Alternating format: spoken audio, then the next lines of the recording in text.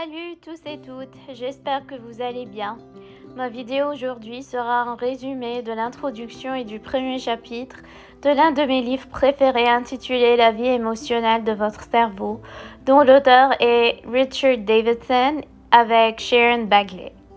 Ainsi, Davidson est l'un des principaux neurologues spécialisés en neurologie comportementale et en neuroanatomie.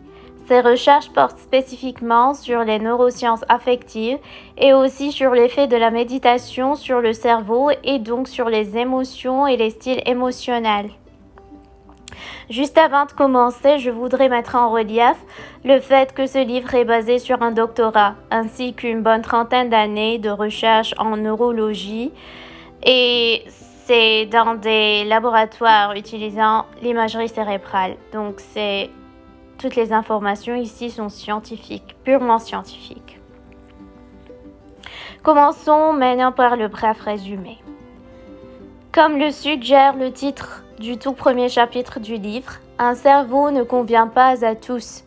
Les gens réagissent différemment vis-à-vis des facteurs extérieurs au sein de leur environnement ou en d'autres termes aux différentes situations vécues dans la vie, qu'elles soient source de bonheur, d'anxiété, de chagrin ou de colère. Par exemple, suite à une immense perte, une personne peut plutôt réagir avec plein de résilience et surmonter cet obstacle rapidement afin de poursuivre sa vie normalement, tandis qu'une autre personne peut simplement renoncer et se noyer dans une trop longue dépression. Mais cette différence de réaction est due à quoi exactement?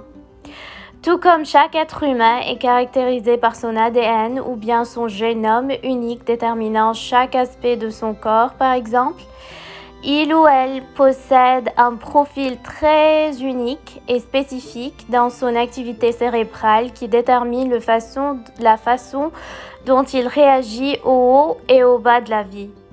C'est ce qu'on appelle leur propre style émotionnel. Et il est basé sur l'activité, les circuits ou plutôt les modes de fonctionnement particuliers de chaque cerveau. Une personne, par exemple, est capable de surmonter un divorce ou une séparation très rapidement et de reprendre une vie normale, tandis qu'une autre sera affectée pendant une année entière et peut même souffrir d'une dépression. Une dispute avec un époux le matin peut gâcher toute la journée d'une personne, tandis qu'une autre personne est capable de l'oublier en 1 heure et continuer sa journée normalement.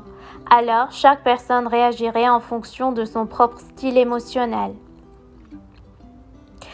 Selon Davidson, il existe 6 dimensions de style émotionnel et chaque dimension est similaire à un spectre avec 2 extrêmes. La première est la résilience, qui détermine si vous êtes rapide ou lent à se rétablir après les défis et difficultés de la vie.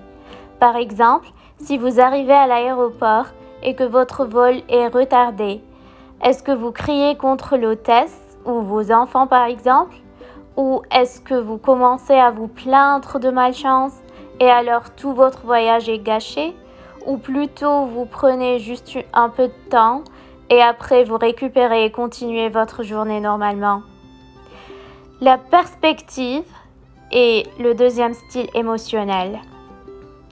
La perspective détermine si vous êtes généralement optimiste et positif ou pessimiste et négatif dans la vie en général.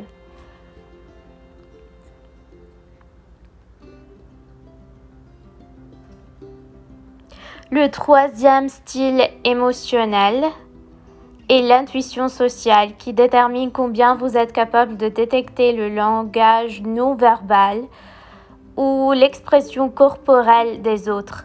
Si vous êtes socialement intuitif par exemple, vous sentez clairement si votre audience s'ennuie ou est intéressée par votre présentation, si elle est à l'aise ou non. La conscience de soi, qui détermine si une personne est consciente de ses propres pensées et sentiments ou a-t-elle plutôt besoin de quelqu'un d'autre de lui en parler afin de la sensibiliser.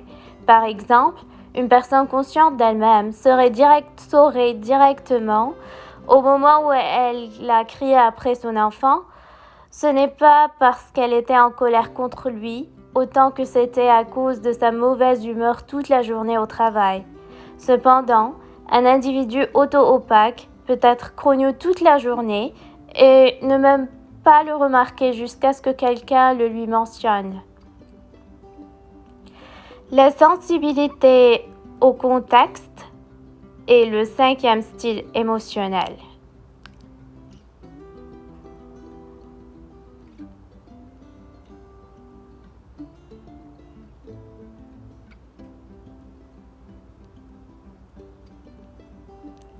La sensibilité au contexte détermine le degré de conscience des règles conventionnelles et d'interaction sociale chez une personne. Par exemple, les personnes avec une pauvre sensibilité au contexte ne se rendraient pas vraiment compte qu'il est inadéquat de rigoler avec un patron au travail de la même manière qu'on rigole avec son ami intime ou son époux, par exemple.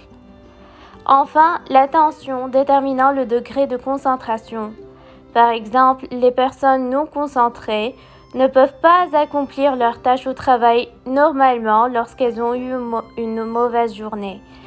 En d'autres termes, leur performance et leur concentration sont plutôt affectées par des facteurs extérieurs.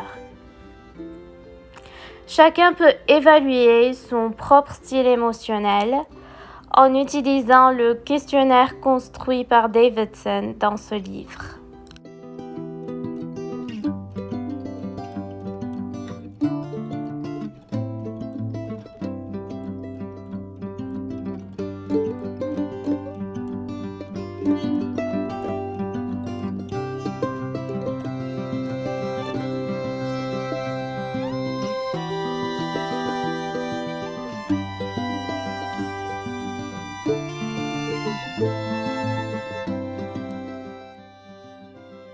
Maintenant, quelle est l'origine de ces différents styles émotionnels? Où sont-ils basés et à quoi sont-ils liés? Selon Davidson, chaque dimension de ces styles émotionnels dépend d'une certaine activité biologique spécifique à une partie particulière de votre cerveau. Un exemple très intéressant montrant comment nos pensées affectent notre activité cérébrale est ce que Davidson a appelé l'expérience du piano virtuel. Ils ont donc rassemblé un certain nombre de volontaires et leur ont appris une simple mélodie en utilisant leurs 5 doigts. La moitié de ces volontaires ont été invités à s'entraîner plusieurs fois en touchant réellement le piano, alors qu'ils ont demandé à l'autre moitié d'imaginer jouer la musique plusieurs fois sans même toucher le piano.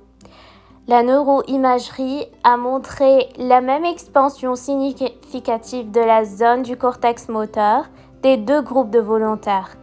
Le cortex moteur est la partie cérébrale responsable du mouvement des doigts.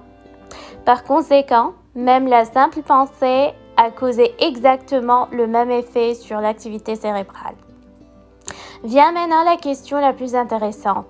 Est-ce que ce modèle d'activité cérébrale est unique ou même ce circuit qui caractérise chacun de nous est-il fixe et c'est tout? Eh bien, heureusement, ce n'est pas le cas.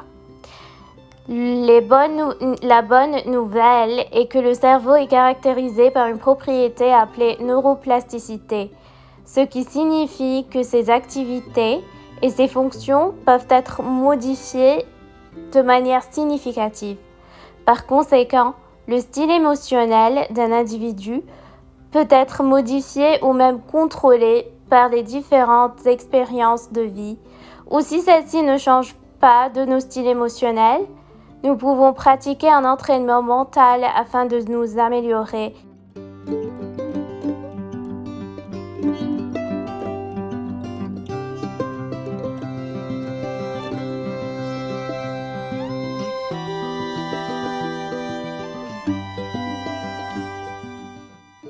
Tout ceci, toutes les informations présentées dans cette vidéo, n'est qu'un très bref résumé du tout premier 10e du livre.